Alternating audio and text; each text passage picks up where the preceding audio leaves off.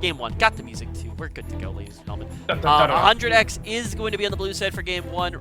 Resolve is on the red side. Don't remember for life of me who got to choose, but this is where we're at and it's how we got here. Speaking of which, never thought we'd get here with always plan ahead is the mid laner, but Xerath first ban on the blue side. That's actually a ban against Winter, because he's been spamming Xerath support like crazy. It could be both. It could be both. That's Okay. it's pretty fun, but It's cool. APA was saying in chat, it's like, hey guys, Showmaker locked in Xerath. Thoughts? I can do it too. Yeah, that's just how that's how I imagine the Resolve like draft process going. I saw it. Oh, Yeah. that's easy. I can play that, and then just it's like this. You see, this is your Xerath. No, this is my Xerath, and then yoink it from pro play. But yeah, also just to remind everyone, we are still on live, so this ain't, your Pappy's League of Legends that he saw back in the day at good old MSI 5 years ago, also known as last week. This is live, so jungle changes are here. We've already gotten to see a little bit of the jungle already. Speaking with which, 2 junglers already knocked off here in Olaf in Italy, and Varus still has 100% pick and bans, because I looked at the website and that's what that said. Yeah, man, one day that website will fail you, but today is not the day. Exactly. So with these bans coming out, the final one for Resolve, I'm thinking maybe another jungler. Okay, Morgana. That's about makes sense. Makes sense. Deep OG. We were talking about how Instinct and so you can be really hype in that bottom side of the map. Their laning phase isn't as strong as a lot of the top end bot teams and bot duos in amateur right now. But neither is Resolve. So I feel like after the jungle pickups, it's going to be pretty traditional, like bot support. Try and get that priority there for 100 next, and then Resolve is going to try and find those comfortable counters to give that confidence for Array and Winter to get to that teamfight stage where we can really just start butting heads. And already something big to note is that the Rumble going over to 100 side, it's not really shocking. Rumble's been very high priority in the jungle, but has been such a Resolve champion. Like, this is a team that likes to play the big wombo team fights, especially when you can get some sort of lockdown from the mid lane. So Rumble already going over, having to fall back to the Udyr, does show the Resolve maybe playing a little bit more towards the lanes. Also could show that there's not really a lot of junglers in the meta currently, so, take what you can get. Ooh, already the Kai'Sa coming out from Resolve. A few good options there to pair it with support, all of which are still on the table. Let's see. Kai'Sa with, you still have Alistar that you could run with. Winter, we'd love to have that. Thresh could be something that 100 Thieves could pick up just with some security here as well. I feel like you could have some nice flexibility with any kind of ADC you want. They decided to go with the set, which is even more flexible because you could throw it in 3 lanes and call it a day. So this is where I'd say 100 Thieves, pick your ADC now to get that teamfight capability. Samira might be an interesting pickup here. I don't know about you, Returned. I think Instinct might really like that, and it pairs well with Set. But I mean, yeah, exactly. When you look at that Dig mid game, game 1, he did pop off on Samir, but no, it looks like it's going to be Flex City going on in. Speaking of Flex, the set scene for Renekton, seen it in mid lane specifically for 100 next. They did play mid into the Lucian. Obviously, that is off the board, but does leave that ADC pool pretty wide open. So 100 next are saying, look, we're not really concerned about what you're going to ban from us bot lane. We're still going to do fine anyway. Set could flex down there, good into most melee options you would instinctively want to pair with Kai'Sa. I'd be interested to see if we see a Rel ban just to knock out like the obvious one. Definitely a lot of room to maneuver. But I also want to point out that the lack of a ADC or a true dedicated support pick for 100 Thieves does somewhat go against our early win condition we were talking about. We were talking about the dominance of the 100 next bot lane. Now, just because you're waiting till 4 or 5 to pick an ADC doesn't mean that he can't carry the game. But it throws some interesting loot, and all of a sudden, Resolve are going to have a lot more of a say in what that bot lane for 100x is playing. I mean, I think it's fair. Yeah, I think it's fair to say that even though Instinct did show a Samira in one of the games they had yesterday, and it looked really, really dominant. As Barrage fans would know, even when Gorka was trying to push the Samira dream, you can't you got to be careful about blocking in Samira early on into the draft when there's still picks that can really make the Samira's day terrible.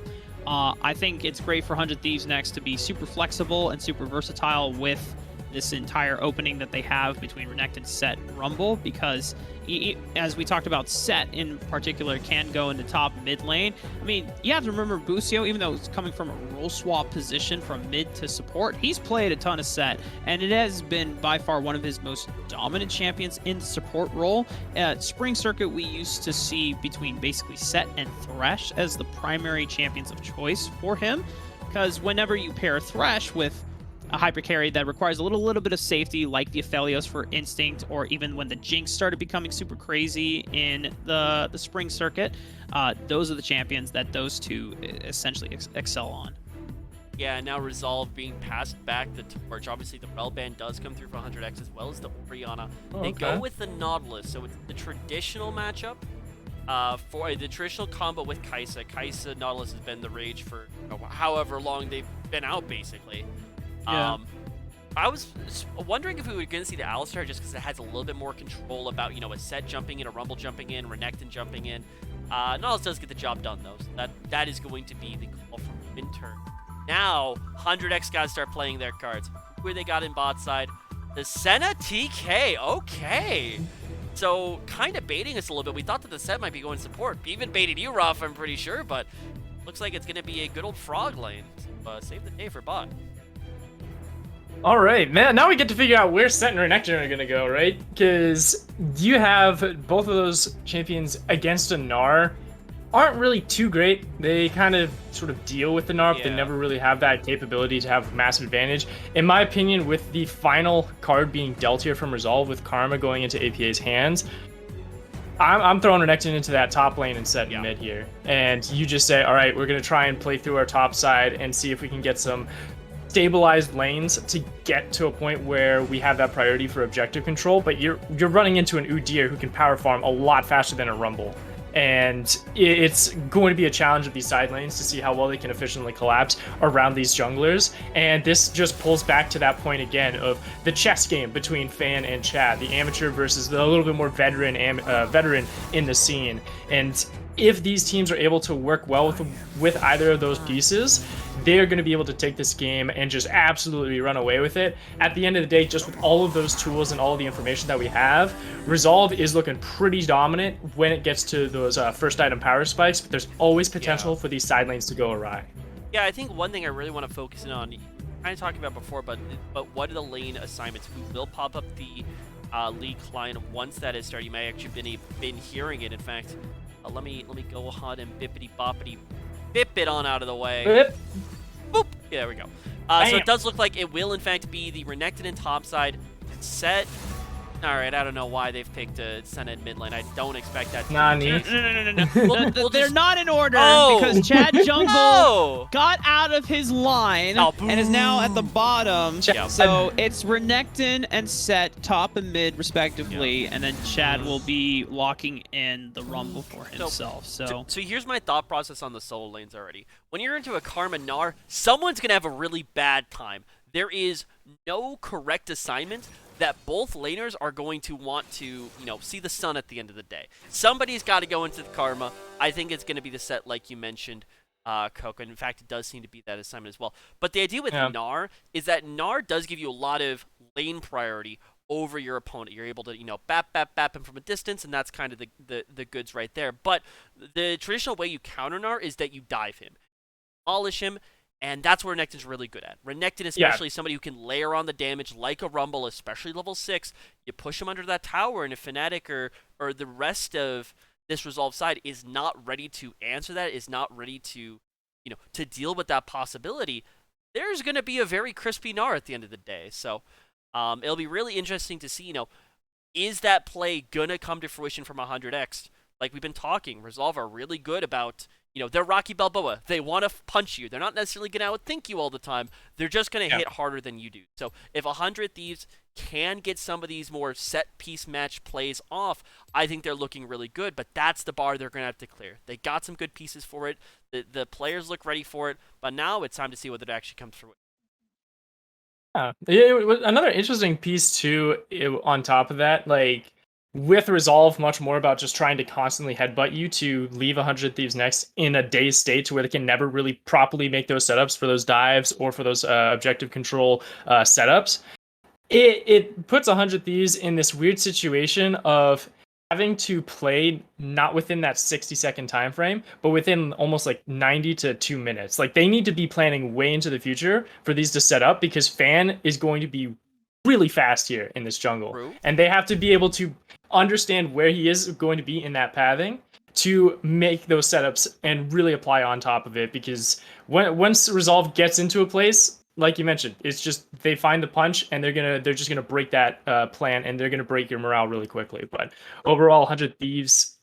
The other point I want to call out too is that we mentioned before the broadcast that Gamsu's kind of been on tank duty for a little bit for 100 Thieves Next. He's on Renekton this time. Yeah. This ain't it. And I'm really excited to see him finally coming back into League of Legends after Overwatch and being on a Renekton pick. Like I want to see that veteran really show his scars now and show that experience. I will say that during the open qualifiers, Gamsu did get some games on the Gwen, and he looked. I mean, Gwen is a stupid champion. It's a champion, yeah. So I've seen too many scrim I clips feel of like that as one. long as you've got hands, you'll be able to pilot that Gwen fairly well. And you know, Gamsu did single-handedly almost 1v9 certain games with her in the back pocket. So Gamsu has been getting a little bit of love in terms of picking up the carry champion reins, but during at least yesterday's Cups matches, it seemed like he was more on tank duty. I mean, that Gamsu in the past, especially on the Dignitas roster, that was sometimes the case, as well as with Fnatic, but such is the way of life with top lane.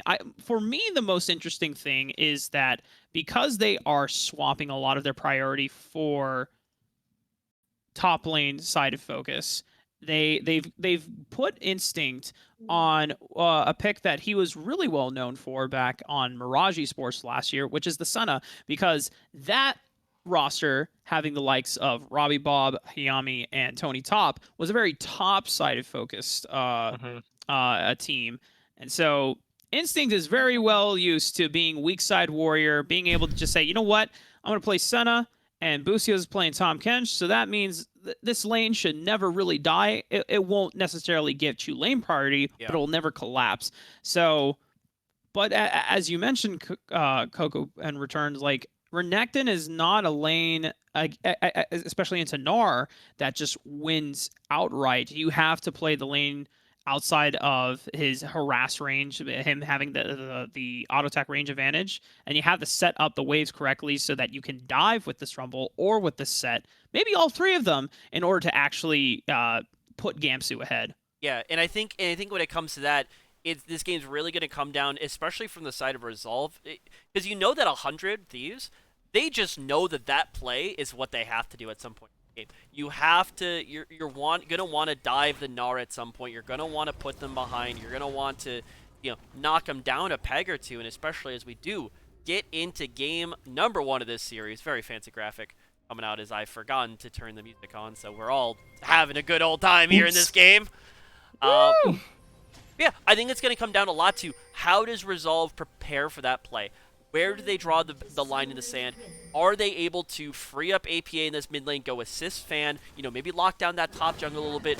When 100 next want to say, look, we're playing topside, do Resolve say bet, or do they say psych, we'll see you later? So a lot of answers left, a lot of questions, or answers without questions, I guess. There's a lot of marks on the map, but talk can only bring us so far. We're into game 1. All the pings, man. Oh, hey, Pie Cake. Already checking in on our boy Gamsu, making sure you can get him out of that lane, or out of that part of the map, because it looks like we're going to be seeing some potential aggressive pathing here from Fan, but instead just deciding to drop that ward down, making sure that he can keep track of where our boy Chad Jungle is. And as you do, almost tradition at this point in Amateur is to pause the game right when it starts, just to figure out that, yes, I can see my ping. I do not have any lag spikes, and we are all set to go. But just for fun, I'd say. Yeah, but At least we have some information to discuss, right? Like Fan just dropping in that ward at the blue buff, seeing where this rumble is going to be starting, how that pathing is appropriate. We've talked about the constant diving and setup on that top side of the map, so it kind of is a given that Chad's going to be starting at that bottom side and then pathing upwards to have a little bit of priority to give that comfort and make sure that Gamsu is confident in this lane. And then into that question is, now that Fan has just reset, where is he going to be pathing? Is he going to look to match and try and challenge for a scuttle fight with the priority that a Gnar and a Karma are going to have? Or is he going to settle for just a 1-for-1 trade on those scuttles? I mean, that's the question. I mean, That's the question. It is indeed a question. I don't know, I'm curious to see how they respond. Like, I already know what Resolve's going to do. Resolve, if at any chance they have the possibility to, they are going to try to double crab you just because they can, because they're feeling it. And that initial battle lines up. I'm also curious about, we're talking about Gamsu getting ahead and being comfortable on the top side here, but I am somewhat concerned for the Resolve side, especially if Pi does fall behind early through one way or another, whether it just be straight up, Gamsu's the greatest League player we've ever seen in our lives, or maybe there's a gank or two, or maybe there's something in the middle. There's not, the team fighting threats somewhat fall off. I see this blue side comp as a much more multi-faceted, multi-threat. There are multiple ways to win that team fight early in the game. For red side, I mean, you got a lot more, single target focus outside of Pi. APA's got good burst damage for AoE. Array wants to hit 3 items. But nobody is like that carry threat until Array starts coming online. So I'm looking at this mid game, and I'm looking at a dead Gnar, guys. Well, Maybe Gamsu is the greatest League player we've ever seen in our lives. Who knows? You just told the future, man. Right with the empowered Q. That's just nuts. Like, I wasn't trying to blur it out just yet because it's like, it's Gnar, it's Renekton. They're going to be trying to go for these low trades so that you're going to have either Fan and Chad be able to just come up and really force a summoner. But, Gamsu doesn't need that. Gamsu's like, I got this. I can 1v this and take that first blood for himself. He is still staying in lane though, so it will give him a lot more time to just keep ramping up that gold and getting to a point where he can just cash in on something real nice. And while that's all happening, Fan has already decided to, as we mentioned, go onto the top down to bot and then do that 1-for-1 trade for the scuttles. Make sure they can have a little bit of priority here and grab some additional camps for himself. They need to find something, but one thing I really want to get in quick. I don't think that the biggest thing with that top kill is the gold. Obviously, the gold's big. Like, Renekton, you're not going to say, no, don't give me more gold. And no top lane in the history of the world has ever said that. But the fact that Pi goes down that TP, we were talking before about one of the most effective ways to shut down a Gnar is to dive him.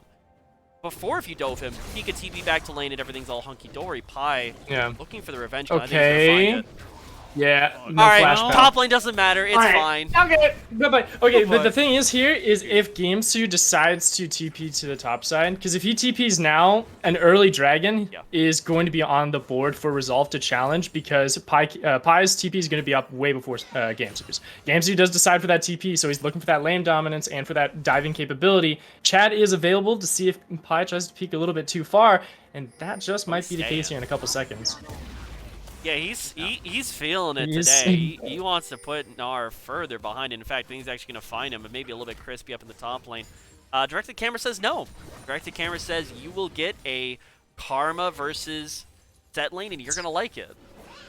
Oh, thank you, Directed Camera. I love this. They are technically the closest opponents to each other, so we will watch this instead. Oh. Correct.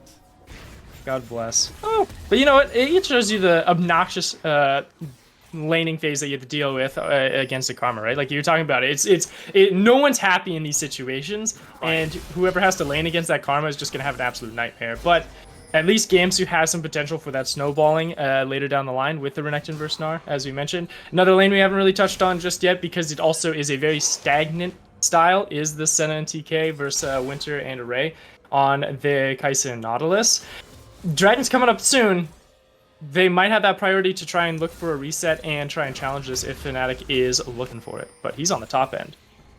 Yeah, he's looking up here. I was going to say before, like, the fact that Gnar TP was down means that if you're able to kill him again, the cost just goes up. Like, you lose more when you don't have TP to come back to lane, kind of just by the definition of it. Same would go for no TP Renekton. In fact, Gamsu sniffing something out, but Pi hit 6 just in the nick of time. I think that somewhat helps him get out of a bad spot up there. So Will be still fine, but I think you're completely right, Coco. Start bringing our attention down towards the bot side. Power dives, always a possibility, always a good time. But Dragon number 1, especially knowing the way that Resolve plays, a very neutral objective focus style, get every Dragon we possibly can. I have a feeling there's going to be a fight breaking out soon. Yep, here we go. Fnatic going to be pressing his advantage further. The flashing coming out from Winter. They are trying to lock down Busio and Instinct. The Gray Shield pops, but it's not going to be enough. Array picks up his first kill of the game.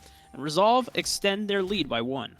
Yeah, that's a great call there from Resolve, because both the teams were smelling out this Dragon potential, and you saw the bottom lane of 100 Thieves Next go in and get those deep wards right on the elbow brush around blue buff there for Fnatic. But he was coming in near the mid lane, sees the pincer, you've got that priority from Winter, and they're able to collapse and get that kill and that grants them that Dragon. They don't have to really expend any additional resources. Yeah. We did have APA's TP come in just to make sure that they had always had that mid lane priority on the Karma. And with all that said and done, now the next thing in sight is, are these teams going to be looking to rotate for Rift Herald priority, or were you going to continue to stay in the current lane assignments and play this one out a little bit longer? I mean, I think we're going to keep the lane assignments. It really hasn't been in either team best interest. They've got a minute to decide. Like, Herald doesn't come up for another minute. Like, I think you want to keep, time. especially from 100. I think you want to keep the Renekton in the Gnar lane, because you want to just keep the idea of this top dive going, especially actually with the fact that Chad Jungle is clearing out that top side from Fnatic. Not only does that take resources away from Fan, but it actually means there's very little reason for Fan to want to stay top side. Because, I mean, he's a jungler. There's nothing to farm here. What am I doing here? So it almost naturally incentivizes Fan to leave top, go bot, and what happens when Fan's not top? Oh, hey, look, it's a tower dive. That could be the way that we're looking for 100 right now, but still a few more steps needed to get that working, and APA pushing the mid lane is definitely not helping cases for them. Yeah, for 100, it is helping Arizvi, I want to make that clear, but... No. True.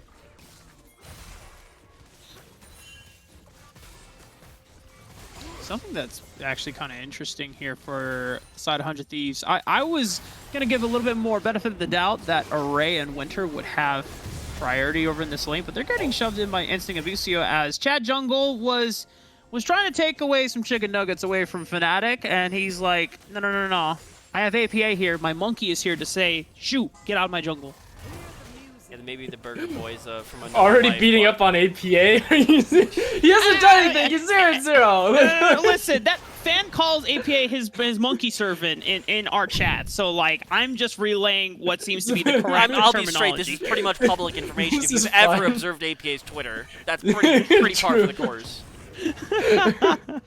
Try to give my man some ground to stand on. Y'all just kick the chair under his feet. Like, what the hell? We love Yang. Don't get me. No. We love Yang. Don't get me wrong. And he's doing well in this lane. He's constantly had priority over Young on the set, constantly shoving him in. He hasn't had strong lethal moments onto him, but he has kept him pretty much enabled to be able to roam to the top side of the bottom side of the map.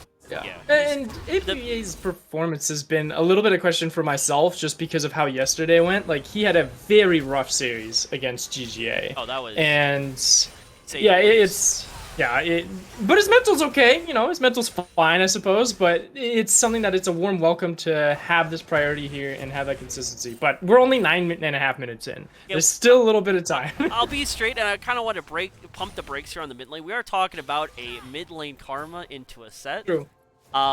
It's doing the job it needed to. When you go to McDonald's, you expect a McNuggets, you don't expect your taxes filled out. And so far, he's cooked up a mean McNugget so far. We'll have to see if he's able to carry it on through.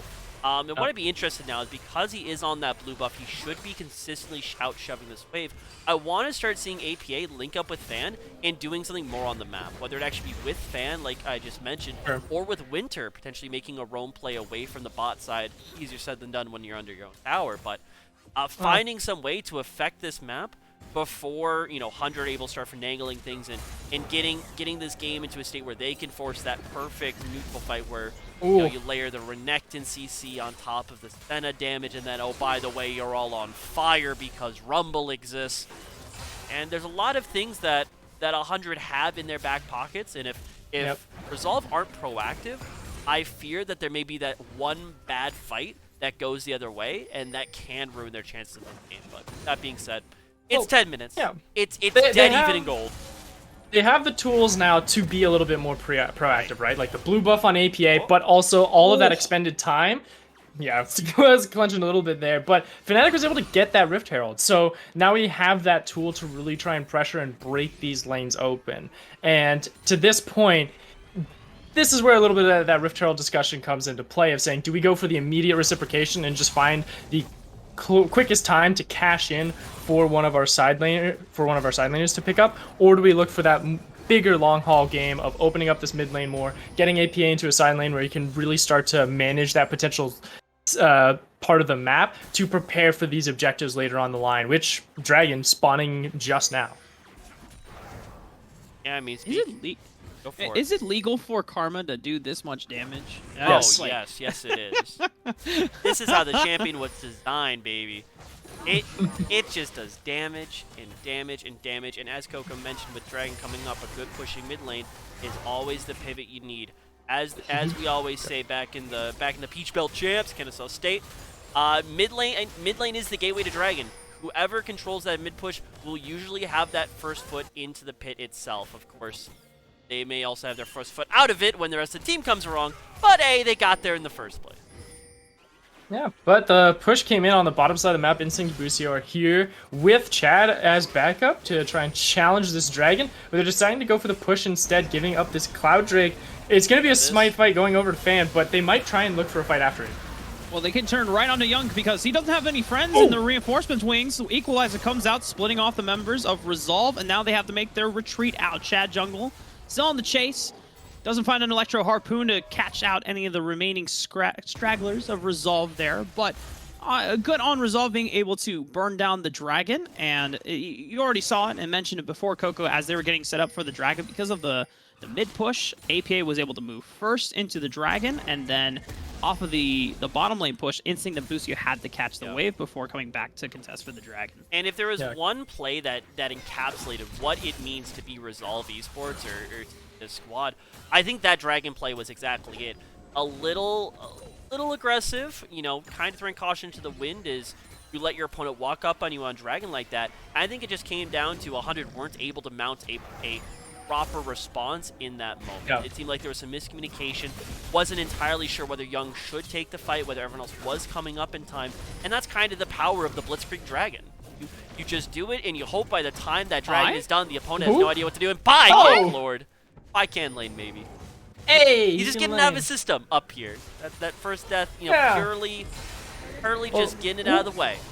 On TP from APA to make sure that it gets out away, but we do have Rift Herald on the bottom lane. Directed camera loves Krabs and loves Shelly, so we're going to be looking at this instead. But TP coming in from Gamsu, or they actually are from making Young. the dive happen, but Busio, or this is actually awkward. trades one back on the Fnatic. Oh, Meanwhile, no. Chad Jungle on the other side gets routed off by APA and Piecake Lord. Oh my god, what a beautiful showstopper from Young. Catapults Array right back into the tower, takes him down. You know, oh my goodness. And the fight just does not stop here in top lane. Pi still has the ultimate available with the shield up from APA. Not going to be able to get in range for the shove into the wall just yet. But, all right, I will admit, I am an old school amateur casting kind of guy. I love the old days of Upstart Twin Invitational where it's all, you know, bare bones production. All you need is a good game and some casters.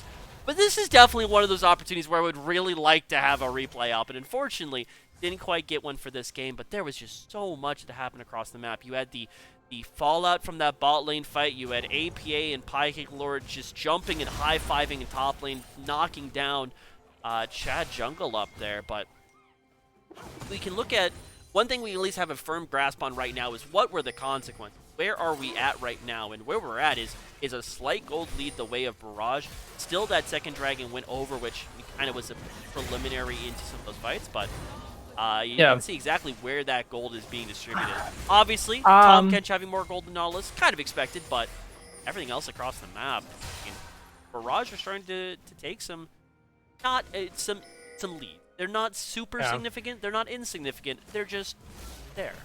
Well, I want to zoom out the camera a little bit, right? Because I might have to hold my breath for just a bit as Young takes a brutal amount of damage there for from Array and Winter. But zooming out, we have to remember sort of parts of the win conditions that we gave 100 Thieves Next and Resolve, right? Like Resolve in TLDR is headbutt them until they're unconscious. And it's something where the plays that they've been making has been playing into that narrative. And 100 Thieves Next, we were really hyping up the snowball potential that GameStop can have on this Renekton. And Chad has been late multiple times to those topside setups, and a lot of the action has been in Resolve's side of the court and has been started by them as well. So at the 16-minute mark, 100 Thieves has not really achieved any of their early conditions that they needed to meet to really get into a confident part in this mid-game, and Resolve is currently coming in with a lot of that momentum. You can see it finally now breaking open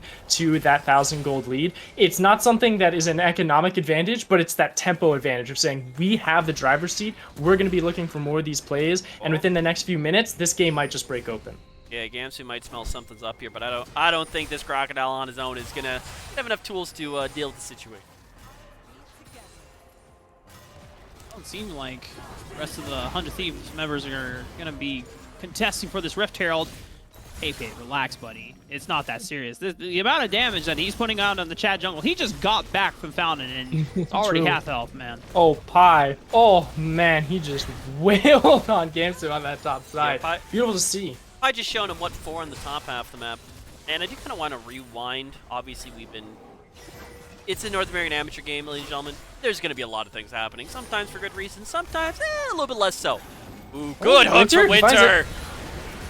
Oh boy, I mean, the equalizer comes out in response, but the fight might have already been... Whoa, actually, hold that point. That equalizer was massive. The showstopper from Young turns everything around. The Rift Herald still goes through, takes down the mid-tier, but at what cost? But just as I say that, I swear to God, guys, the fights are like just flipping back and forth. It's like 100 Thieves now have an advantage, but then they go a little too far forward, and then Resolve like, all right, you kind of overstayed your welcome. You got no more cooldowns, and now we take you now. It's up again? It's brutal. Oh, man, that is a cooldown, my guy. But GameStop, he thinks he can take this. Can he? Stun down. He's in mini Narfarm. No way! Pi can lane, ladies and gentlemen. Oh my God. Oh man, sure, man. Why not? Do you love to see that? At some point, you just gotta accept you're along for the ride, and goddamn, are we all along for the ride that this top lane is putting out. Thought Pi kind of scuffed that fight because he didn't quite hit the wall with the ultimate toss of Gamsu. Yeah. But I swear, there was like 5 HP on both of them. Once again, you know, please, Santa, bring us a replay up over here on the Resolve POV channel for Christmas. But, yeah, this game's getting intense. You see, I had like a well thought out, you know, what I thought about the game. Like, I think we're in this point where, you know, Resolve are in the driver's seat, but I think all it takes is one of those big team fights from Chad Jungle and everybody, and the game's really so much resources on Pi. No, it doesn't matter. Just keep fighting. What could possibly go wrong? And it's this scrappy style that Resolve do like. They want to keep you from hitting them with everything. They want to prevent the big set-piece match of 5 versus 5. If they can keep you isolated and focus more so on the individual mechanical prowess of a few of their players at a time, that's where they want to be. They don't want to give you time to set up the multi. They don't want to give you time for Young to find the perfect suplex straight into WrestleMania. They want to just pick you now and lead those into objectives, because think about it. So much of this 100 Thieves games could probably be defined as we want to fight for dragons. There's only really been one dragon fight. The other 2 dragons have been pretty inconsequential because of that early fighting.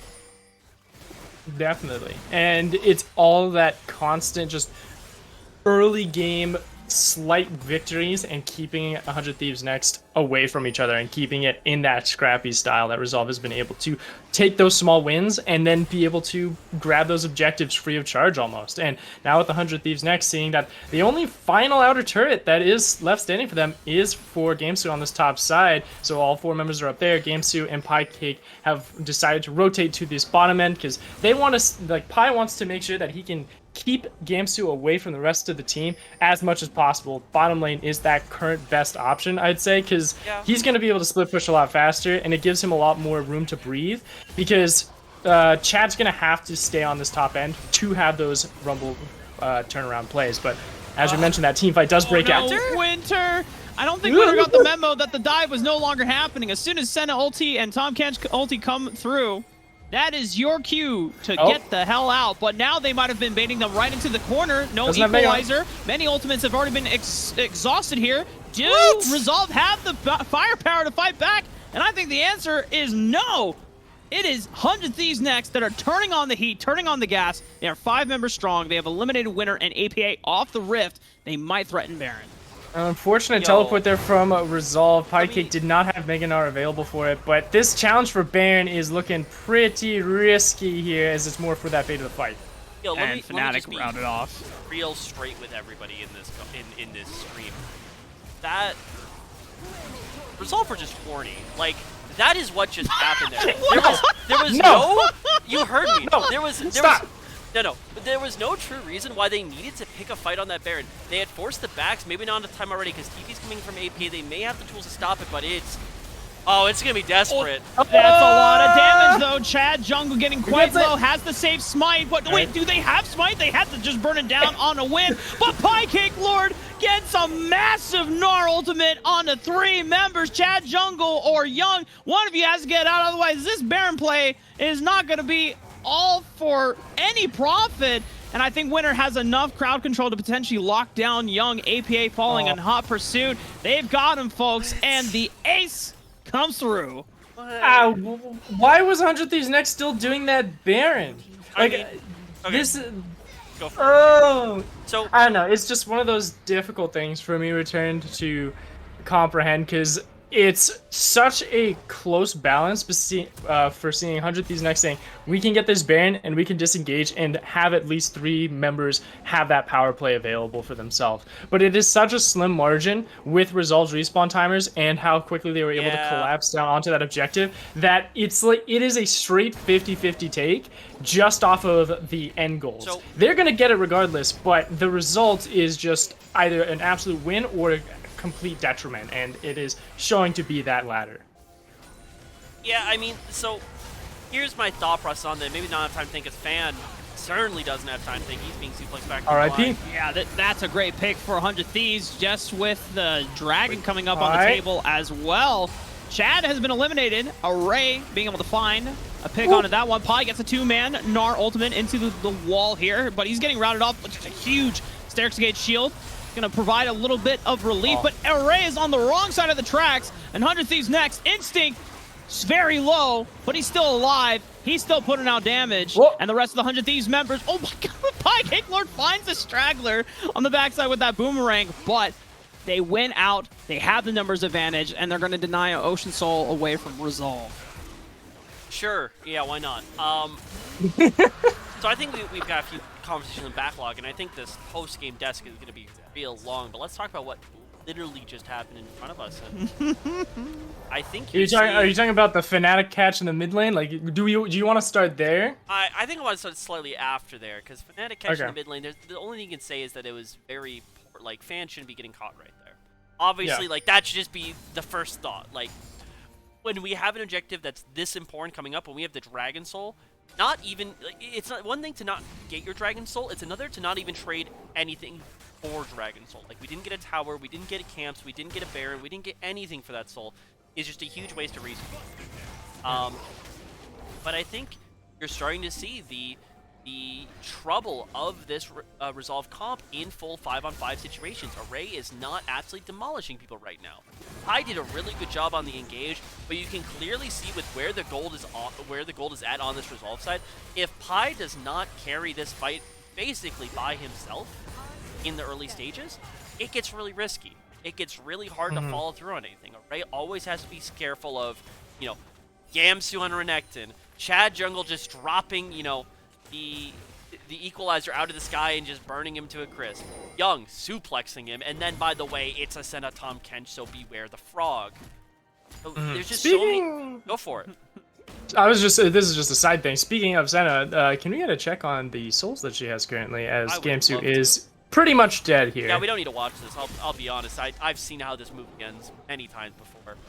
We've got. Come on, Gamsu! Don't let them turn you into leather boots. That's not that great. Directed camera does not work well. That Okay, can't bye. be right. I've been having some bugs with a lot of the counters recently. Yeah. Like, I've had Smite literally tell me that I can only Smite for 500 damage when I was level 18 as a jungler. And I was like, I don't think so. But hopefully it isn't 90 and it's a little bit higher into the triple digits, because that is quite low for 25 minutes. It is 90. It is 90. It is stats. 90? Okay. Okay, that's... I don't know about you guys, Well- but I feel like that's a little low. It is definitely low on the low side. You still have the Yeah. thing where you're going to be scaling up. Yeah. I'd say at this point, thank God that Senna is not the only damage run on the team. The fact that Sure. Chad, Young, and Gamsu are all having pretty respectable teamfight performance on pretty respectable teamfighting champions does well for them. And now that we've kind of, I think the only time in this game we've ever had a chance to just catch your breath, maybe not because get run down, and how it works nowadays. You can finally see where this game is going to come to. I think that it's very clearly going to come to what happens in the next Dragon Soul. Either there's Sure. going to be the fight where Resolve find that pick beforehand, or Pi finds the perfect wallbang, something, or 100 are finally going to be able to turn the table. Because you're going to have this combination of the Barons up in 50, Dragons in 150. One team fight is all you need basically to secure both of them, especially when they start coming up. So Yep. I think we're coming to, the final chapter. I think we're on episode 6, boys. The scaling's coming too. It's not quite done just yet, but everybody's got the weapons just turned on each other, and I think that we're going to start seeing the fallout. So if this was an anime, this is where we get like that brand new opener, like it's a completely this is new where animation. Aliens You're get like, oh, introduced in a right. Trigger show. That's what I'm trying Oh, to true. Yeah. Okay. The aliens have just been introduced, so there's like 2 episodes left of the season of a 24 episode season. So yeah, you know you're getting to the end right there, and it's got to end one way or another. Nobody knows how. Yeah, so we'll see how that figures out. But Fan, understanding that he cannot step a little bit too close to this wave or he will get killed. And with all that pie cake on the bottom side as well, this is, like he said, it's just more around the setup. And man, 100 Thieves has a lot of vision to make sure that they have all eyes on Resolve, and that might just be the game changer for them. because 100 Thieves were able to start going to Spirit first, they get to set the terms for it. But if they're not willing to engage, look at this. Uh-oh. Winter finds Young. He has a blast cone to be able to get You think out of Gamsu? harm's way, but I don't know if they're going to give him a chance. Equalizer comes down on the 3 members, pops the blast cone. Pi, Cake Lord, into the pit, gets suplexed out. APA taking half of his HP on the back end of a trade against Chad Jungle. Pi, Cake Lord, now on the wrong side of the tracks, has the flash away, does have TP to be able to rejoin the fight here. We're going to have to see if Resolve have enough poise and if they have the resources necessary to find another fight. But Spurred, Gantz goes back in. They follow up with the face breaker, locking down APA for the killing blow. Chad Jungle gets traded by Pie Cake Lord, but double comes out for Gamsu before he goes down, and Pie Cake Lord has teleported right back into the fray. They find the 2 members, Array being able to dodge out with the killer instinct as well. It's going to buy enough time to take down Busio, and the triple for Array into the ace. Resolve will now have the Baron. I physically already have the eulogy for this game for Resolve written down, especially when I saw that turn for engage. And the start was so smart for 100 because they knew that Pi had to back out of that fight. The quickest he could be there was on a TP timer. And I think they did a fantastic job of recognizing exactly when Resolve were weak and pouncing on it. Yep. But I have to say, obviously it's going to be so close. Array using the invisibility from his E to slip behind enemy lines and take down Instinct and then reposition for the rest of the fight was the cleanest thing I have seen today.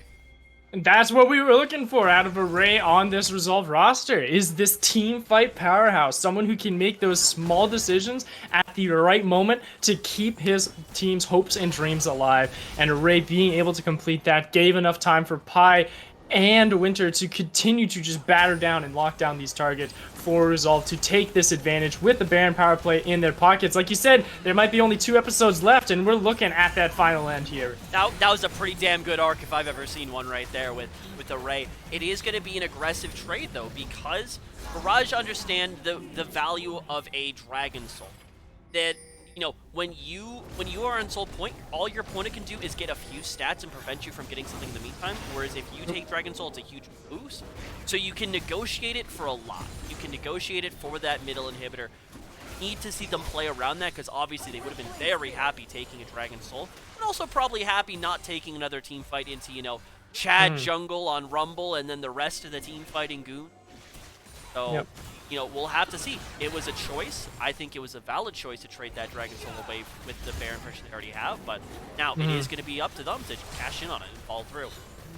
Yeah, it's also nice too because of just how quickly both the inhibitor and the dragon fell in tandem with each other, because they're going to be up at around the same time as well. You're going to have that inhibitor respawn for 100 Thieves next, so supers won't be leaking in when they try and contest for that next dragon point, and if Resolve tries to go for that decision. So the chances are still up in the air, but with this siege still ongoing, with Pi still on Mega Gnar for just a couple more seconds, they have the chance to try and look for that weak point here as they siege this top side. But with all of this defense and this wave clear coming in from Chad and Instinct, there is no weak points at this moment for Resolve to break through, and they're just going to go hit that reset, grab as many resources as they can, take as many as they could away from 100 Thieves next jungle, and see what that next state of the map will look like for themselves to continue that tempo. Ending this game is going to be so... APA has range, has a lot of damage, but in order for Resolve to efficiently take these towers, they either have to separate 100x so aggressively that there's not enough members to defend, or they have to dive them. That is a comp I do not want to dive. I think that just goes to the point of when this next dragon is going to spawn, right? Like, the inhibitor's going to come up, supers aren't going to be leaking into 100 Thieves next, so that still allows 100 Thieves to have all of their members for that contest, and Resolve needs to find that vision to find a pick and get a pick where they can at least break one of those objectives away, or with that man disadvantage to force those fights in their favor. And that's where it's really tricky, right? You have all these different options, but all of them require such finesse to achieve against 100 Thieves next composition to get that maximum output. Ooh. Things have quieted down on the Rift, boys, after what was a very eventful Baron dance between Resolve and 100 Thieves next.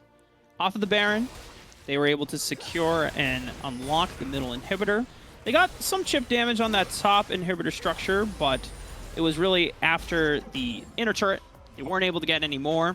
The Baron buff is going to resurface in about 2 minutes' time, but it is also going to be the time when the Ocean Dragon comes up again. Yeah. And I imagine, Coco, that is going to be a choice that Resolve have to make. Do they want to give up another dragon so that they can get the Baron and play the game of Siege, or do they take their chances in the Dragon Pit against a Rumble Equalizer? I think, especially with the mid inhibitor down, I think this is the time where you have to stand your ground and try to take that dragon. I don't think a trade for a trade is really going to be good enough, because if you give one more dragon, all of a sudden you're on soul point, and if that Baron is not the answer to every single one of your prayers, you might have just given the enemy team a what I call an Uber Dragon, where you strategically don't take the first two and then take all of the next one, so you have like a 4-stack of Ocean Drake plus Ocean Soul. And against a comp that can get a little bursty, you know, looking at APA especially, I would not want the opponents to have Ocean Soul to continue that sustain game. So I think that this is the time where Resolve have to put up or shut up. Their opponents, sure, there's no Giga Scalers on. There's Senna, who technically infinitely scales, but oh, speaking of which, how's our game's Souls not gonna doing? get easier. How's Souls doing on Senna right now? How's our Instant guy doing? He's had a lot of fights back and forth 137. recently. 137? Amount. Sounds good. That's pretty decent. Pretty good now for that 34-minute mark. And at this stage, too, fight's getting a little bit crazy, a little bit spread out. Return, I'm going to teach you a lesson, but we might have to hold it here for a second. Young looks for the fight. Suplex into the backline from Young. APA has to flash away to distance himself away from the Equalizer. Piecake Lord Hal has access to Mega Gnar, but he's looking for the right time to jump in and make some havoc, make some noise. Dredgeline onto Young, but that's not the target they really want to fight. 3-man facebreaker into the Haymaker, but Piecake Lord flings 3 people. Array onto the backline. He finds Instinct. The Marksman 400 Thieves has been slain. It has been eviscerated, and Resolve will find the numbers advantage they need once again. Screw the Dragon, screw the Baron. They don't need it. They're going to barrel down mid lane and look to end the game right here, right now. Yo, Chad, I got a question for you. How good is Array, man? Holy crap. The dive, once again, that confidence to just to identify Instinct on the backline and just kill was crazy. I thought that was actually, it started to look a little bit desperate for the Resolve side. I mean, they, you know, the ult didn't really do anything for Nard. They got re-engaged up, but gosh dang, their newest member comes in clutch when they need it. It would have been a victory for the Resolve side, but that's got to be a standout performance from Array, and that's going to be a big old GG. And that's only game 1 of the series, ladies and gentlemen. What a banger to start it off, man. Go put your camera back. No. This is how Resolve play. This is how we show Resolve. I could just close his You want to do camera. that? You want? No? We're gonna do it. We're gonna do it. my It's not opposed to me, Whatever. man. It's his Not career. even It's me. his career, whatever. Oh no. No. No horny. That was how that team fight went, okay? Yeah, I think Okay. there were yeah, we're gonna recover from that one mentally, but the focus from Rafa just does not enjoy any part of this. But I think we've got a little bit of detoxing and like centering to do after that game, because there was a lot shit just happened, ladies and gentlemen. Like, I wanted to say that like a lot of the Resolve plays made me really scared because they were like taking fights that they didn't need to. I think that Baron was essentially like the first one. But goddamn, if there's a team that's good at being bailed out, if there's ever a team that was just the Steelers of League of Legends, just being bailed out by high-end talent repeatedly, goddamn is it Resolve. And oh my god. And like I do say Array a lot, there were other members of Resolve that did a good job that game, but oh my god, none of them did it as flashy as Array did. Well, Array came up just when it mattered, right? Like in those crucial team fights, and we couldn't have gotten there without Piecake being able to find a lot of those Gnar ultimates. I'm gonna toss you guys a quick damage. Okay, here we go. Just showing you guys some deep that went down. And What the albeit heck? there might not have been a Giga tank on the red side for everyone to beat up for 5 hours straight, but That's true. Yeah. definitely you can see. And the thing that surprised me most is not only just that Array does a lot and Nard does a lot, but also APA's Karma, somewhat I guess Stuff unsurprisingly now you think about it, but Unsung does quite a bit of damage throughout the game. So that I don't really know if this actually added anything, but you know, charts are cool.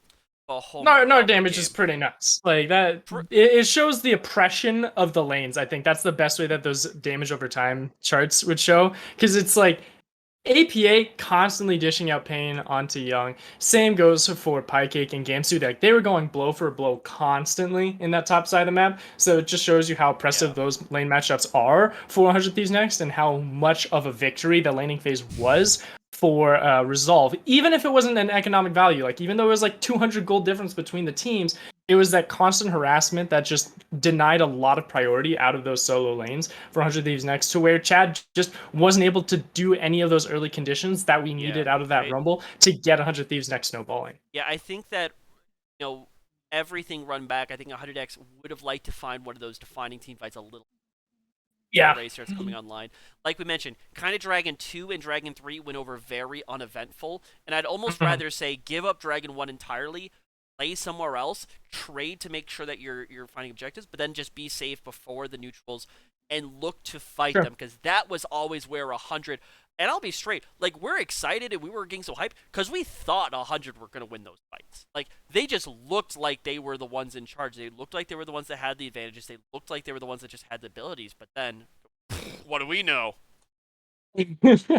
Not much, man. Yeah, there's good reason for it too, because a lot of the fights that 100 Thieves chose to fight in were like terrain-wise perfect for Rumble chokeholds, get the red carpet down, whether it was in the pit, whether it was in the narrow corridors of jungle entrances. Those are like devastating and scary moments for the members of Resolve to have to operate through. So I think the almost the best performing member for the side of 100 Thieves that game was Chad Jungle, because he being able to get the equalizer down between him and Young, they found multiple AoE just spurges of damage.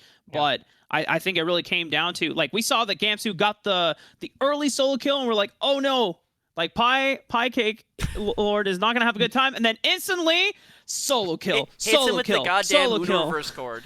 Yes. Reverse card, So I think if you run that comp back and Gamsu actually capitalizes on the solo kill lead that they had, Piecake Lord doesn't have the advantage that he has coming into those team fights. Gamsu probably is a bigger threat. Yeah. Potentially can split push and has that avenue as well for 100 Thieves to operate in. But if Gnar is winning that lane, then the Renekton has a very hard time of being influential in team fights. Right, and like one last point I kind of want to leave because we do have to get ready for next game, of course, is that I was really taken aback by the fact that if Pi had not have been as big as he was in that early game, I don't know who Fairies like resolved from that early game to that mid to late game. I felt like so much of the ability of Ray to play those fights was because Gnar was just like the obvious threat. But because during team fights, everyone's like, oh my god, we gotta prevent Piecake Lord from killing us all. And then, oh, by the way, here's a Ray pew pew. So, looking back, it's always gonna be hindsight 2020. I personally think that if Pi was not as big as he was, and if that top lane was a little bit more controlled, I think that game goes smoother for 100. They can look to crest that game right when they were starting to pop off around that Baron time. But it wasn't meant to be. And that's the story of Game 1. But what is meant to be is a short break right before we come back with Game 2 of the roller coaster of a series we're currently on. Stay tuned. Right back.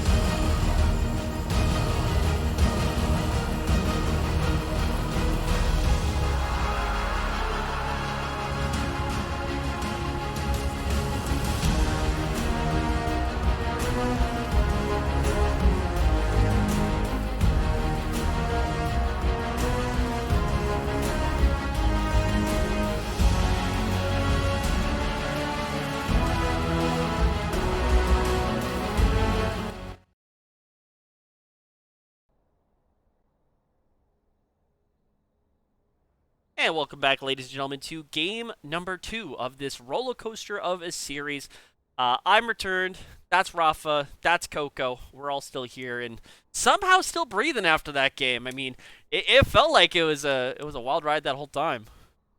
Yeah, it was a little crazy, but you know, it's just as Resolve is with the roster that they have. Always keeping you on the edge of your seat until a couple pop-off plays, and of course, we can't go anywhere without praising Array in those final 2 fights at the end of the game and leading the series up to a 1-0 right now, and we're heading into game 2 now. I see a draft has started his return, so I think we can just go ahead and just jump right in. You know what? You read my mind, Coco. Thank you very much. As you will see, sides are swapped. Resolve going to be on the blue side this game. 100 next going to be on the red, so red side receiving that counter pick. But blue side getting to see what priority may be. Obviously, last time we saw a blue side, we saw a blue side Rumble P1. Curious to see if that's what follows through for the side of Resolve. Another one I'm interested in is how does Gwen potentially start playing into the... Typically, we've seen it banned here. I'm curious to see if the swapping of sides may free it up. I think we kind of mentioned it before, especially now with a set ban, knocking another thing that 100 potentially has to pick up, but it's a dumb champion. It's dumb simple, it's a dumb champion, great, but so. We only have, well, Rafa, I believe, have you casted Gwen games yet? Or have you been able to, at least in tandem? Because I have not. And yeah, snip. I don't even know what half the abilities are called. I don't know what half of them do. She just has scissors and then they die. That's about all I got for you folks. I've played in a bunch of Gwen games. I know Smax has put a lot of time into. We'll call him in on this. Okay. Yeah. And we got his number. Well, he's currently on the not desk for. That's fine. We can just. That's what the cell phone is for. We'll just be like, "Yo, Smax, what's up, boy? How the hell does just call him during the desk? Yes, that'd be great. When your analyst desk, help my analyst desk, and it'll have a call in. It's the analyst community here. We all help each other out, but just to kind of give you an update. Gwen's up. Gwen's up. Gwen's up. Gwen's up. Gwen's up. All right. Well, let's see if 100 Thieves actually want to opt into it. I don't know if the boys in Resolve have been playing Gwen. Yes. It's not a Pi. Is it a Pi character? But if you look at any of their solo queues, they've played it. Whether they're going to play it on competitive, perhaps I'm getting a little too overhyped about it. I don't know if it's a P1. I mean, other potential P1s are off the board. So maybe Lee Sin is going to be the lock-in. Obviously, it can be double flexed. We have the top lane Lee Sin making a lot of. Rafa's excited about this pick. We went from my fantasy to Rafa's fantasy. That's what we just did there. See, the thing is that ever since Lee Sin came into the solo lane meta, I have been loving League of Legends because I mean, this is one of my favorite champions alongside Nidalee and Gragas. So, boys, I have a theory. We have Viego though. I have a theory. Viego, no! What the actual hell? Okay, cool. Oh god. I was gonna say I thought that the Lee Sin might have been a bait pick, trying to get a Gwen to come out the other side, so you can have a super secret prepared counter pick, which I've heard do exist. Can't close anything else, but. That's obviously not what's going on, and now we have Viego. I think this is the first time I have ever seen Diego in competitive play. He has been banned to high hell and back from actual pro play because he is a terribly buggy mess. We've been told he's fixed or something, so For pro play, so pro play just ain't gonna happen. In other Challengers Uprising games, we have seen Viego picked. In fact, 100 Thieves Next have played Viego in some of their OQ matches. I believe Young was the one that piloted the champion. He typically goes for a build that is the I only care about ulting people build. I don't do damage, where you go Immortal Shield Bow and then you rush like Thornmail Deadman's Plate, and so your damage is not as relevant, but you get one reset, you take one valuable champion away, and then that's the case. But you still can it's go just gravy from there. You can still go the higher optimal damage build, which involves things like Kraken Slayer, and I don't know if people still go Blade of the Ruined King. I've heard varying opinions from coaches where like Bork is super good or Bork is a freaking trap. Don't build it. So I don't know. People are.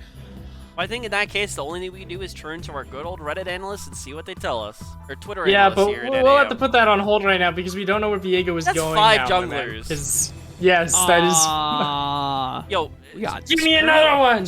Another jungler. Yeah, I'm about to say, screw Resolve for being the first team not to pick a jungler. Yeah. I mean, I think we can figure out at least what Resolve's doing. It's going to, unless they think that Olaf is a good counter to Nocturne top, which I don't know. It's Lee Sin top, Olaf jungle, Kai'Sa ADC. Yeah. Now that's a jungle Nidalee, but those are 2 solo lanes in the Nocturne and the Viego, unless somebody's a support player, in which case, who knows? Interesting draft coming out from 100, and I honestly don't know what the heck to say. So the problem for me right now is just off of the philosophy of Viego and what he's okay into, right? Because if you're going into mid lane, you have no terrain to really optimize your E. And that leaves you in an awkward spot of going into a matchup that you are not even at your 100% most of the time, right? So it sort of forces the concept of Viego being into the top lane. Now, does Lee Sin and Viego, how does that interaction work? Well, Lee Sin can still see Viego in the Shroud. Oh, with E? And yes. Okay. With E and with Q. As long as he hits him, he gets True Sight on him. And it's something where it's just a camouflage, if I recall correctly, too. So it doesn't even matter. And to that point, it's still something where I'd say Lee Sin has better base scaling and base damage at lower levels to duel the Viego. Like, that Viego wants to have a really safe lane to scale up, hence why he's more of a jungler than anything else. And leaving him in a place where Lee Sin has massive snowball potential is already throwing up a bunch of red flags for myself, but there might be something here that 100 Thieves Next doesn't know. Okay. And something somewhere somebody doesn't know, because I'm very curious as to the decision for the Kai'Sa on the blue side, especially seeing the Nocturne, the Nidalee, Viego, and now the Tristana as well. You have a lot of aggressive options available here onto the side of 100x. Revival need to pick something that appeals.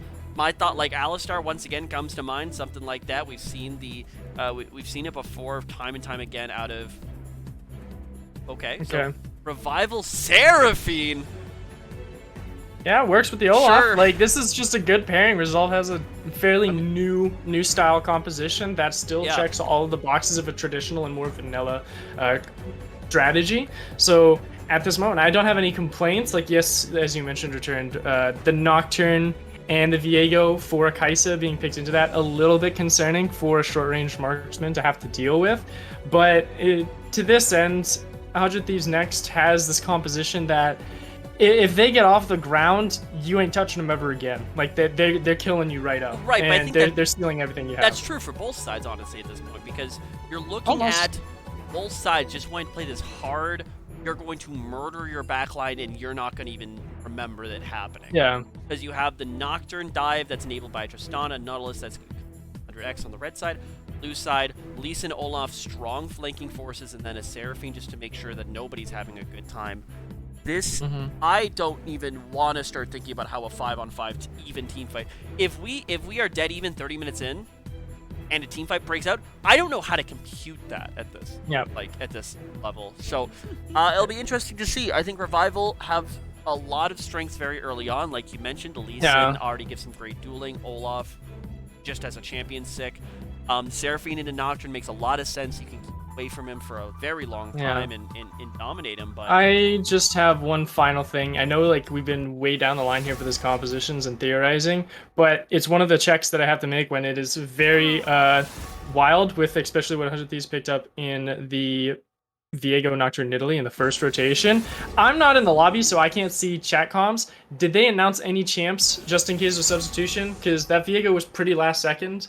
So this is where we're checking all the breaks. We got the blinker on. We're looking over our shoulder.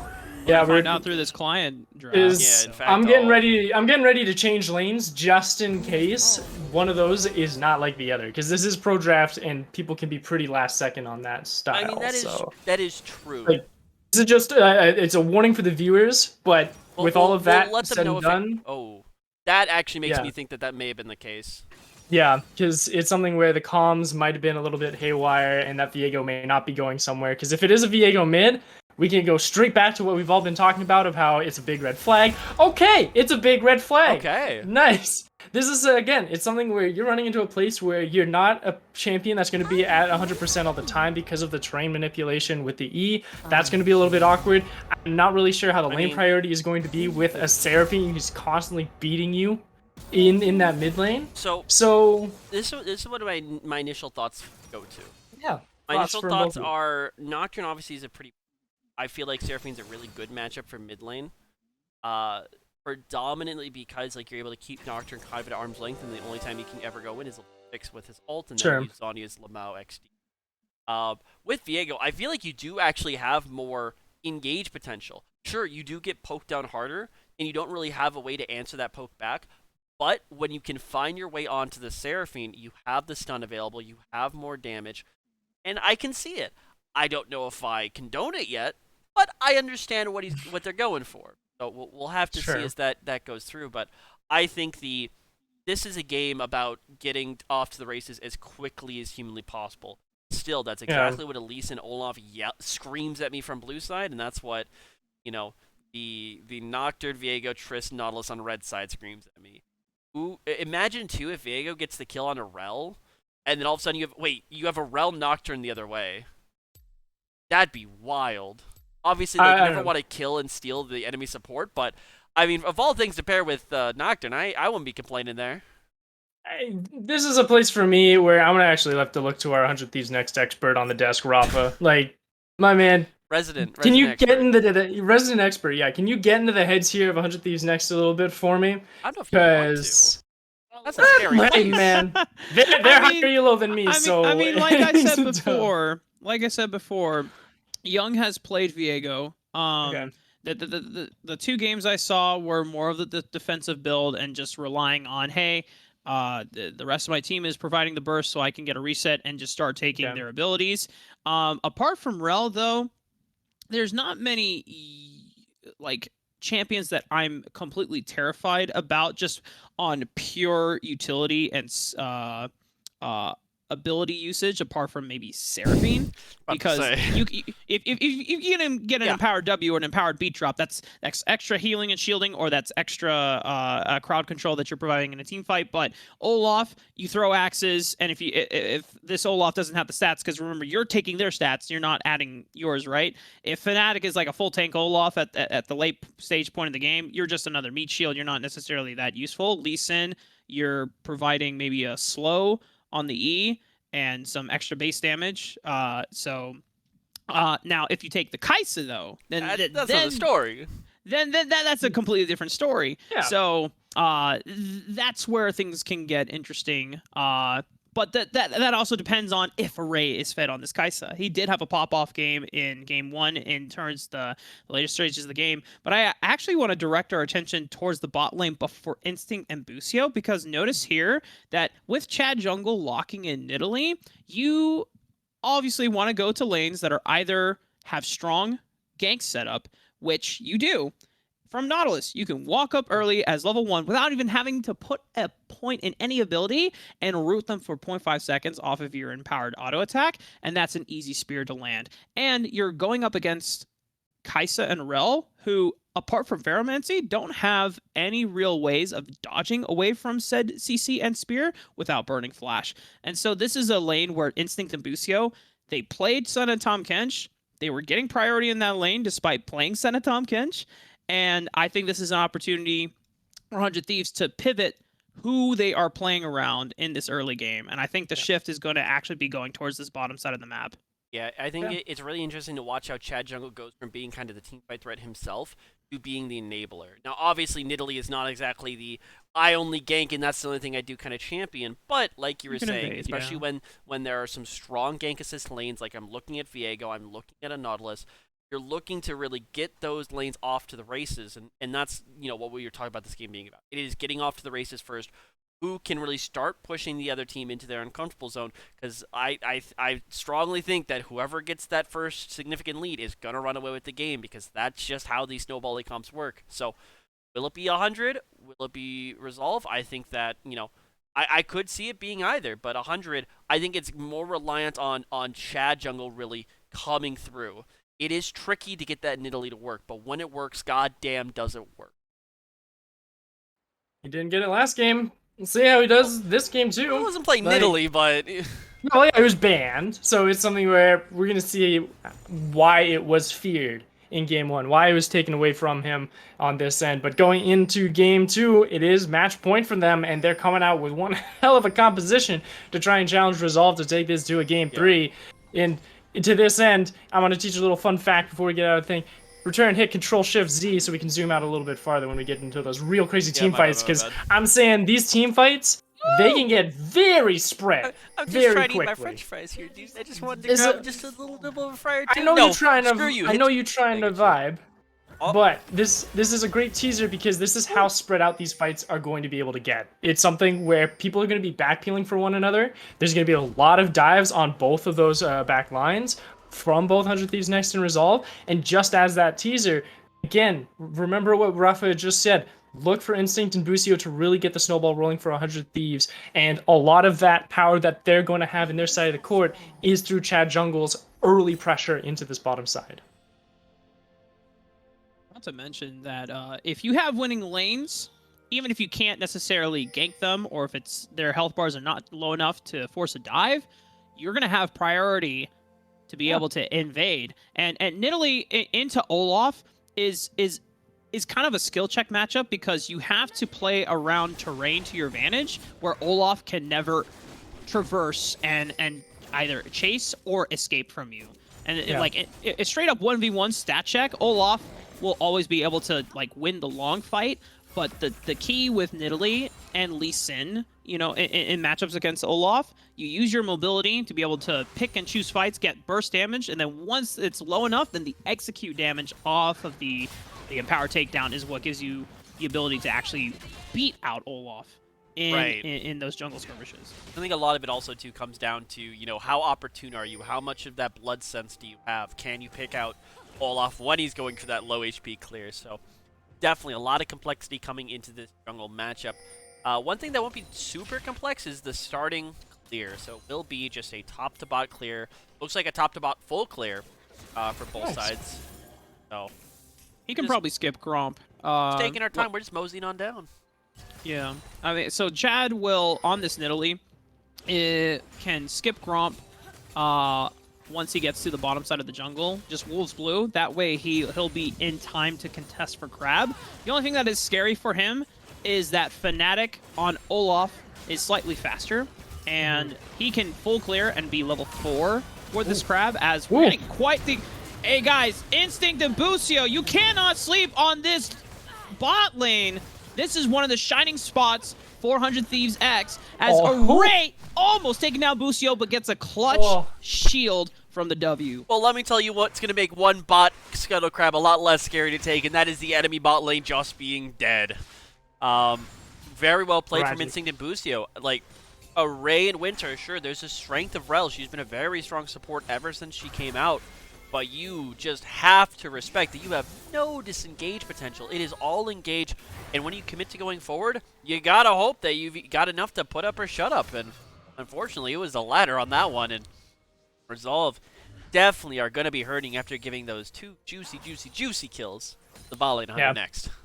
And with all those summers down too, the next few minutes are going to be tough for Array and Winter to sort of manage, because Instinct and Busio can just run that lane wild, get that additional opening for more pressure into that jungle to get some invade, get some more control against Fnatic, who on this Olaf is now having to do a little bit of double time on his clear speed to make sure that he can at least keep up with Chad Jungle, who now has that absolute power spike coming out from the bottom lane. The rest of the map, though, has been left fairly untouched, very stagnant for all of these. Gamsu is respecting Pai's powerhouse in this Lee Sin early on, and the game in mid lane is sort of kind of the same, but as you mentioned, Rafa, this might be that dive. Well, the idea was there for 100 Thieves. Busio did land the dredge line. Unfortunately, the spear did not come out fast enough from Chad Jungle. It was a long-range spear, so very, very hopeful. And there's nothing for Chad really to do on this bottom side of the map. Notice here, great thing from Fnatic is that he was able to get an early ward onto the Krugs. So they're going to be able to spot Chad Jungle on this top side of the map. And that's going to open up Fnatic. If he beelines towards the bottom side of the map, there's a chance to potentially clear out some vision and prep to safely do the dragon. But he actually is going to go for the Raptors. I think he's going for option B, like you mentioned. When you're able to stat check your opposing jungler, the Olaf wins that matchup, and I think that's exactly what he's looking for. Seraphine is pushed in mid lane, and instead of looking for that big cross-map play, he's looking to set up that great wall. Prevent Nidalee from going from north to south, but, excuse me, good room from Busio. Well, maybe it was a good idea, but... What? Well, Busio finds Fnatic. He has to pop the Ghost. It allows him to escape death as Instinct... Oof, gotta be careful, buddy. You don't got your support. So in the 1v2, just because you guys won the 2v2 doesn't mean Array and Winter will not be looking for blood. Very close call on that. And all those summoner spells are now ticking back up for Array and Winter because they went with that Exhaust Ignite. Their summoner spells on that shorter cooldown will give them some advantage for the short future, as we had talked about with the Dragon now being available and being in the sights for both Fnatic and Chad. Pykake and Gamsu are having both their TPs available, could try and come in and sway any of those challenges if it comes into play. But at this point, if we're looking into the next 2 minutes, if we're looking into, say, how the fights are going to play out for these neutral objectives, it's still back onto this bottom side of the map because 100 Thieves isn't trying to itch too much to try and find any early aggression just yet. They're waiting for those recall timers to come in to always be vision checking where Resolve is, and if they have that man advantage, they'll just go straight for that Dragon. Speaking of which, they saw that recall come in from Winter and Array, and they go ahead and give the green light for Chad Jungle to start up this Mountain Dragon. Yeah, keep in mind, Gamsu does have the ultimate. It's not exactly, global by any means, but he can get pretty close. So I think that with that additional mobility and with the fact that, they have the priority in bot side, plus the fact that Olaf's on top, you're right. They're just going to go ahead, take that Dragon, and that's really good for 100. Ends up Resolve, not really able to trade a lot for it because of, the shove in mid lane, the need to trade over the blue buff, transfer it over to the mid laner. So I don't want to say it's a Dragon for nothing, but it's a Dragon for not really a lot. So overall, really good play so far from on. And I don't think there are any real resources lost from 100 by doing that. You slow down there's nothing. a little bit, but yeah, exactly. I'd say that's just more of a long-term consequence of how the 2v2 went in the early game on that bot side of the map, that you have all that pressure and you have that tempo control coming in from Instinct and Busio, that they can always dictate how this Dragon is going to be. Sure, mid lane may be the gateway to Dragon, but if you already have a 2-0 bot lane, they are feeling pretty dandy to go ahead and just kick in through the back door instead. I'd say it's a pretty wide open back door at that point. Yeah, that's a wide open back door. But speaking of back doors, APA is in the jungle with Fnatic, seeing if they catch out Young or Chad Jungle, who has just hit that reset, and they're always trying to look for those constant stat checks to make sure that this early stats bump from Fan and Pykake on these two early game fighters can at least try and get some potential snowballing into their side of the court and get some momentum back into Resolve's side. So notice here that Fnatic, and this is very similar to, and very pretty much in tune with what Fnatic likes to do with his time. A lot of the times he likes to prioritize giving himself an innate advantage over the enemy jungler. Yes, they lost out on the first Dragon, but Fnatic not only prioritized clearing out his camps, taking some time to give APA blue buff so that he can always have priority over Young mid, but during that time while Chad was super low and clearing out the bottom crab, Fnatic beeline towards the top side of the jungle on the cross side, taking away the red buff. So this does decrease Chad Jungle's ability to skirmish as effectively or make ganks, because you have to remember, without hard crowd control from the lanes, Nidalee has nothing. So red buff actually makes those ganks super impactful, because you're more than likely you're running skirmishers and not chilling smite, so you have no even soft CC outside of red buff slow, let alone hard CC.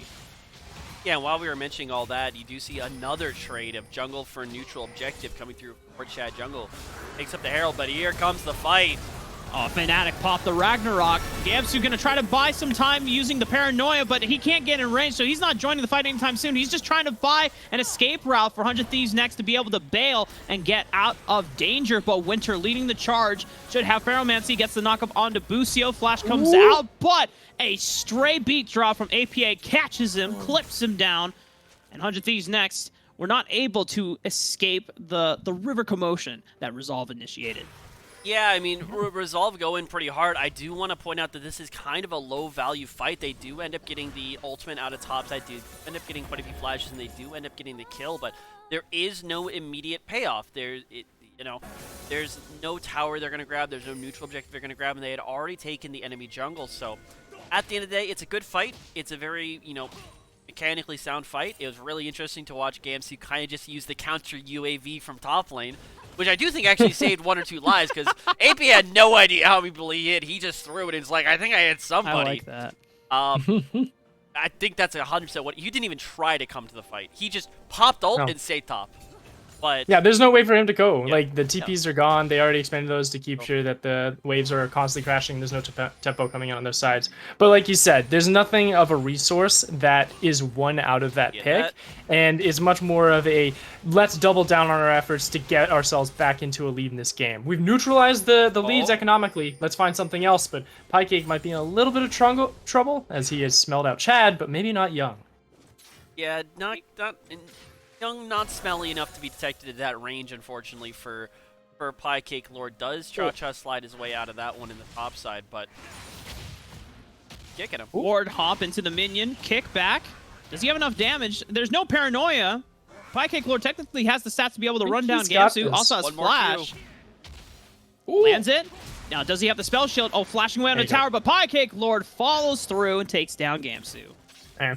Gamsu just needed to flash the Q instead. There's no way he would have been able to get out of that if he hadn't been hit by that Q, but nonetheless, solo kill on the side of Piecake is continuing his absolute dominance in this top side of the map that has happened throughout the series. Sure, Gamsu got the first blood, but it's all been Pie's lane 2 game in this one.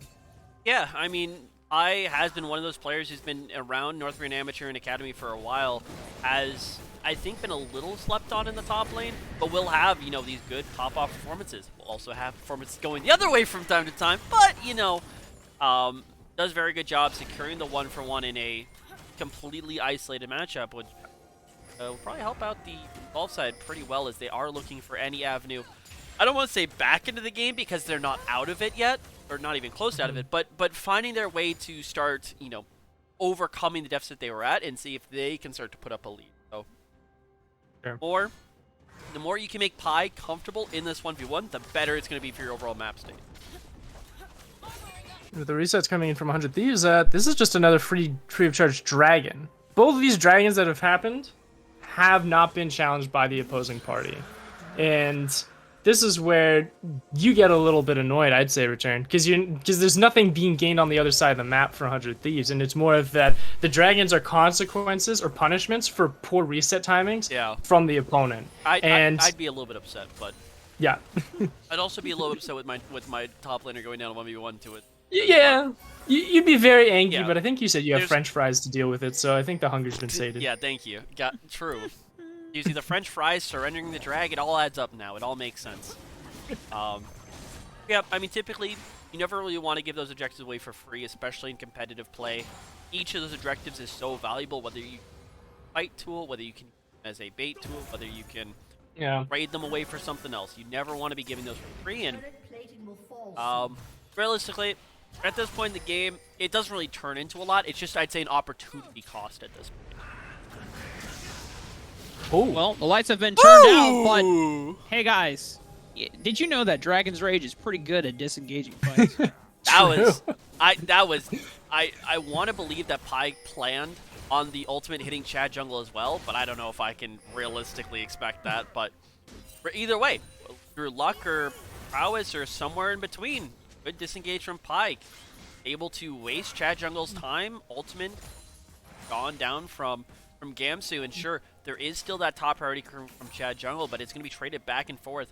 And me thinkies, there's actually going to be an unequal trade. Chad Jungle there is no blue buff in this topside jungle. There is a blue buff in the west side jungle. Gamsu dies here. East side. Okay. Nah, Gamsu's just chilling, man. Alright. There's a world. I forgot that Pie Lord doesn't have Dragon's Rage, so he can't necessarily follow up, but without Flash and no Paranoia, Gamsu is always in this threat range where Pie Lord can just run him down in the long lane. And when you look at the item differences, even though that Gamsu is closer to completing the Stride Breaker, Pie Lord has the holy duo of Bramble Vest and Steel Plated Caps. So the healing reduction comes through, the extra auto damage mitigation is there. So it just mitigates Gamsu's laning strength at the moment. This top lane is not worth pouring resources into anymore from 100 next. Yeah. What has happened top lane has happened. Nothing new is really going to change that unless you like 4 or 5-man gang top lane. And I want to... hold on. Oh my goodness. You said no top lane. Yeah, well, no top lane. I think Resolve already have the right idea and just teleporting and sending all their resources into the bottom side of the map. They've completely taken Instinct and Busio by surprise. Gamsu teleported, trying to rectify the odds, but the bottom lane has already fallen. Now, first turret was picked up by 100 Thieves. The question is, at what cost? Yeah, I really don't like the insta-reaction teleport down from Gamsu. I thought there was actually quite a bit of discipline going on there when there wasn't an immediate TP. Understanding from 100 Thieves that, we lost this bot side. The enemy has gotten the jump on us here. Pi is TP'd first, and here comes Fnatic. Chad's on the other side. We can't really do anything. Let's try to find something top. Let's get a tower or something. But once Gamsu TP's into that, if he is not able to single-handedly turn that fight, that is a wasted TP. You've lost that top side of the map all of a sudden, and now, now it comes down to who is the one setting the pace of this game. If 100 Thieves had been able to, go blow for blow, sure, that you guys got bot side, we're on top side, that'd be a question that's much more in the middle, but now I'd say Resolve are definitely in the driver's seat for this game. They are the ones dictating what happens and when. Young trying to change the status quo, but it ain't so easy up here. Oh, that was a terrible attempt, by the way. Just yeah, it happens. But there was some sort of High School Musical reference in there somewhere, but it just did not see the light of day. Yeah, the problem is there's not a lot of Disney Channel fans on this desk, at least really for my opinion. Yeah. Not really. I was much more of a Nickelodeon stan. Underrepresented today, I think. Very much so. Though this gives us a little. Like, oh no, stick to this. Whatever. Go next. Maybe we should stick to like talking about the game and not singing. Let's zoom out. Let's zoom out for a little bit. Oh, whoa! Thank you. Because this. I just realized we've had chat on this whole time. That's probably not a good idea. idea. Have. Hey, who knows when APA is gonna try and do a 1v1 again, man? That was we could see it. Legendary. That was the greatest thing that the Cup broadcast has ever done, hands down. They saw that chat log and they did the replay after the game that showed APA calling out Niles be like 1v1 me, and then after he died to Niles, he called top cap. It was great. That's how you save any amateur production right there, baby. That and that alone. Another dragon for free, but Rift Herald is force dropped in mid lane, and this now starts to put some more action back into this game, as it has grown a little bit stagnant just because of how cautious these teams are playing out right now. Herald does not get anything at all, it looked like. I think he was actually, Array was able to kill it before it got any additional damage. Or did it get it on the back end? Because I can't use my mini-map. I'm driving hands-free right now. Oh, gotcha. Okay, so the charge came in over the wall. It knocked a majority of the health down. Got one swipe, and then Instinct finished it off, which is what allowed him to get the reset. Now, for 100 Thieves, they gave quite a bit of a gold back over into the pockets of Fnatic with the bottom lane collapse. But when you look at the structure damage across the Rift, all of the outer turrets have been knocked down by 100 Thieves. Next, they are moving into a kind of a potential mid-game spike with Stride Breaker, Night Harvester, all unlocked. And notice here, Young is actually not going for the I'm just ulting someone and hoping they have good stats build. He's going for a really aggressive split push build. Blade of the Ruined King, more than likely it's going to be the Kraken Slayer coming through for his Mythic purchase. So this is going to be a strong mid-game for 100 Thieves next. Yeah, Yeah. that just backs us up into that discussion that we had way earlier, right? Yeah. Of like, there's no real good option to just sort of abduct and play out instead, outside of maybe the Rel for additional crowd control effects. So the split pushing, I totally respect, because you need that additional front line from Gamsu and this Nocturne to turn the lights off, create that zone and pressure for 100 Thieves to start manipulating to get these front-to-back fights that Resolve really wants to have out of the way and become much more scrappy in your favor. Speaking of, lights go off. There's a moment where Chad Jungle was dipping back and Gamsu might have miscommunicated that they actually wanted to go forward, and APA clips 3 with the Encore. Instinct will be able to get out alive. Can't say the same about Busio as they rout him off completely. 100 Thieves next. Potentially on the back foot, but they have the potential to look for a re-engage. But they have to. He has TP. They have to wait. Soon he has TP. Soon. There's no worse for him to TP2 though. Like, that's a little bit of a bummer for the side of Resolve, that he couldn't find a pincer maneuver. The way that he could probably was just through a wave, TPing onto a minion, but that's very visible, and 100 Thieves would have been able to disengage properly if Pi was trying to look for that. Overall, though, I think what Rafa was pointing out could have come into fruition if you were able to find a catch onto Array. Like, if Young was able to get onto that back line some way, somehow, and get some massive burst damage going and start pumping it for the rest of 100 Thieves to follow through, you could have swung it back. But it was much more the over-ambitiousness from Chad Jungle in that dive down with Gamsu that has really started to put 100 Thieves on the back end. But just as I say that, Young gets that side lane kill. Yeah, it turns out APA doesn't really have a big health bar at his disposal, and the job that was started by Gamsu is finished by Young. Able to take down the star-studded mid laner of Resolve, playing the pop star herself of Seraphine. Now, like, as this map has been progressing, and as, you know, Raph, I think you mentioned a few minutes ago now, but with all these towers going down, it does suit the more ambush style that 100x wants to play. We've seen it like 3 times in top lane, not quite go so well, but just using the mobility of your characters and the lockdown prowess, especially coming out from a Nocturne on the map, like on top of you, to throw Resolve off balance. They haven't really been finding it just yet. Realistically, that one pick in the bot lane from Young was the best opportunity I've seen this game, or the best follow-through I've seen this game from 100, but they really got to start opening it up. They got to start destabilizing the team Resolve, because if Resolve are able to, you know, have a bit more of a set-piece battle, I'm liking their odds, but definitely strong sides coming through side.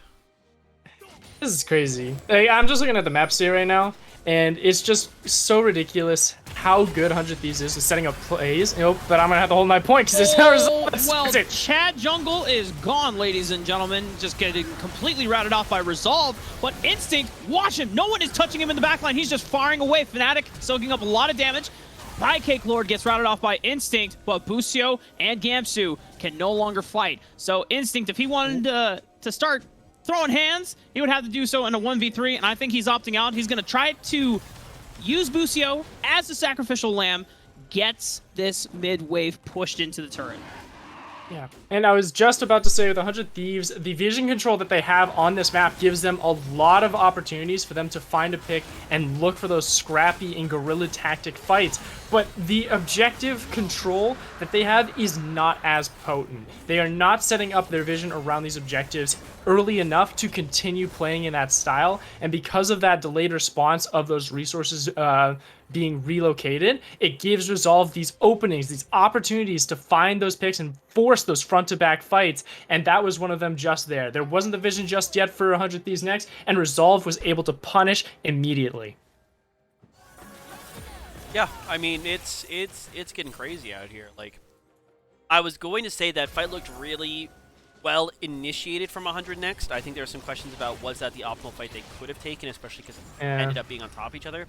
Good initial pick from Winter to grab Chad, but then the way that Gamsu was able to go in and basically prevent APA from doing anything. It was ult, somebody else threw CC, he hit his fear. APA kind of just sat there and died. Was really well executed, and it prevented like that big swing back fight. But then there really aren't the tools available to take a sustained fight on this red side. 100 next don't want to play for any more than that initial engage in a few seconds after that. As indicated by the fact that Instinct, sure, got a lot of damage off, but wasn't able to, find that pure reset fight that would have ended that, that exchange. You also have to consider. Well, go for it, Rafa. Yeah. So the other thing you have to consider for the side of 100X, it's not that they don't mind taking 5-on-5 fights, but the vicinity of how and where everyone is in these 5-on-5 fights matters a lot. 100 Thieves next want their targets to be spread out so that you can find individuals being picked off to set up for resets for Instinct and Young, whereas for Resolve, they want to be all grouped up and piled on top of each other because you got 2 Gore Drinker users who are going to benefit from being able to hit multiple users off the active, giving them practically a second life in the fight and second win. And also, it is super easy to hit and nail big ultimates like Magnastorm and Encore from Winter and APA respectively. So when 100 Thieves are finding these guerrilla ambushes, it needs to be off of isolating individuals. It doesn't matter if they are, if it is a 5-on-5 initiation, but they need to be farther spread out than into close corridors like we just saw. Yeah. And that wasn't even a fight that 100X really opted into. They were forced into it, and you could definitely tell by the way that they were taking it. They didn't get to spread everyone apart as they would have wanted to. So almost part of me is hoping to find 100 Thieves, kind of finds that second life, finds some way to start dragging Resolve around the map. And when you are the one that is forcing your opponent to move, it becomes way easier to pick somebody out. It becomes way easier to anticipate where they're going to be and when they're going to be weak, and that's when Gamsu presses are, and that's when they die. So yeah. And it's difficult for them to do that at the moment because the strategy on going about to spread Resolve out a little bit more is by applying those 1-3-1 styles or 4-1 split pushes with Gamsu or Young on one of those side lanes to sort of force people into answering these multiple lanes crashing into the defenses of Resolve.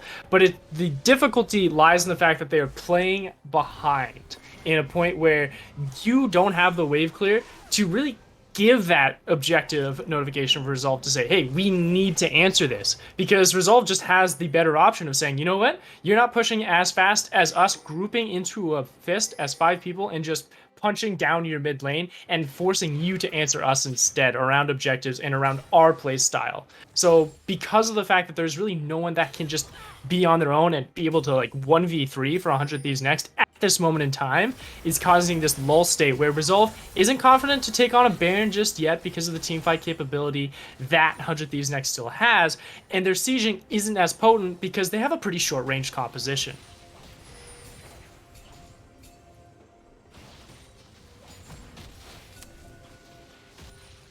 Indeed. It feels like the first time today any of us have been able to catch our breaths.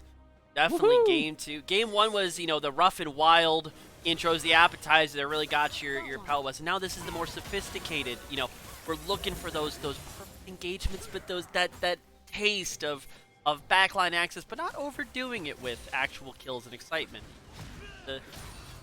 It's Mr. Bones' Wild Ride as compared to, the Tower of Terror.